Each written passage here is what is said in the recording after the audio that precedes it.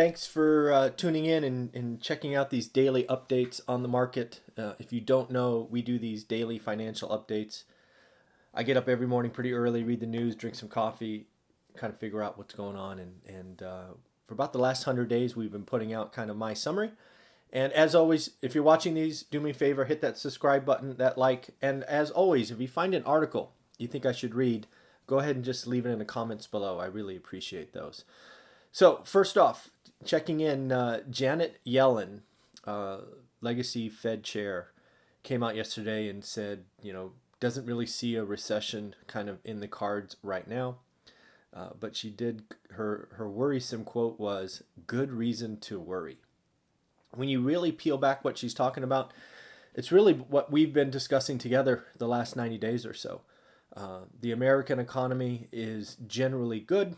The consumer is generally good. There are two real pressures that, if they don't relent soon, will likely cause a recession.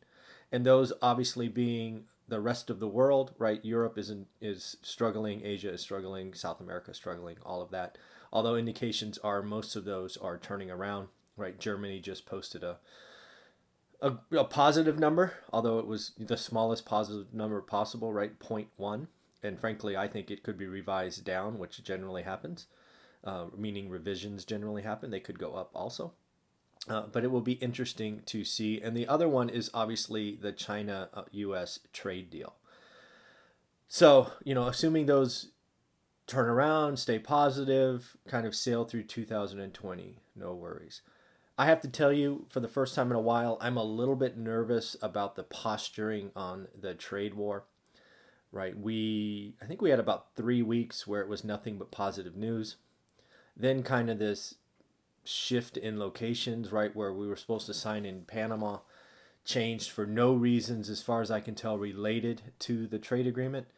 And given we haven't had a compelling event or date or location, I think it's just, people are renegotiating or retrading or whatever you want to call that. And, it seems like every other day it's either good or bad news. I think the stock market was up last time I checked because our executive branch said a deal is really close. I frankly don't believe it, frankly. If a deal gets done, it will probably be very small, much smaller than we expected. Probably just around delaying tariffs and maybe some agreement on buying agriculture, right? Soybeans and things of that nature. Not the big sweeping trade war on tech and intellectual property and all these other things we were hoping for. So I think if a trade deal gets signed and we celebrate it, it will be almost inconsequential at this point.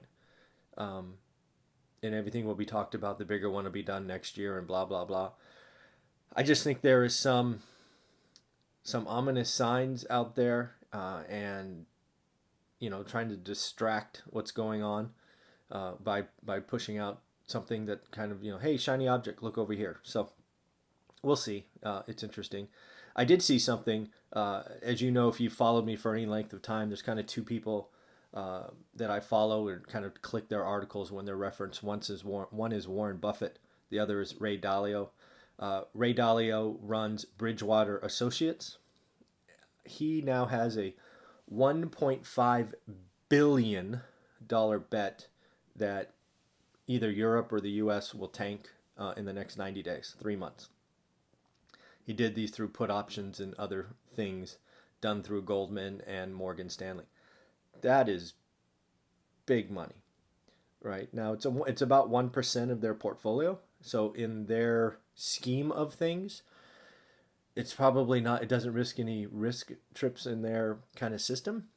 But I think it should tell all of you, it certainly tells me, right? So one of the two people that I follow has a negative bet. And more importantly, he put a time limit on it. It's not like some of these talking heads on TV that go, hey, next year could be awful and blah, blah, blah, and all those things. He's like, no, I think it's going to go bad, and it's going to go bad in the next 90 days, right? So doing the math, that's by Valentine's Day, right? If you go middle of November, it's middle of February. So Ray Dalio is calling either Europe or the US or both to fall significantly by Valentine's Day. That should scare all of us. At least it scares me. So it didn't really bother me that he had a big bet, but once I read he had a time on it, a time clock, 90 days, I got scared. Next up, talking about Tesla. Did you see the truck? Did you see the truck they released? Right? So earlier in the week we talked about Ford. I think it was Sunday they released it, the Mach-E, kind of a standard SUV, but all electric, good on Ford. Then Tesla came out with at least something I think looks like out of Blade Runner, right? This silver truck, kind of a weird shape. You know, good on Elon, good on the organization trying to shake it up, be different. It was kind of funny that they tried to show how strong their glass was and then it broke. That was kind of funny. I don't know. What do you think of that truck?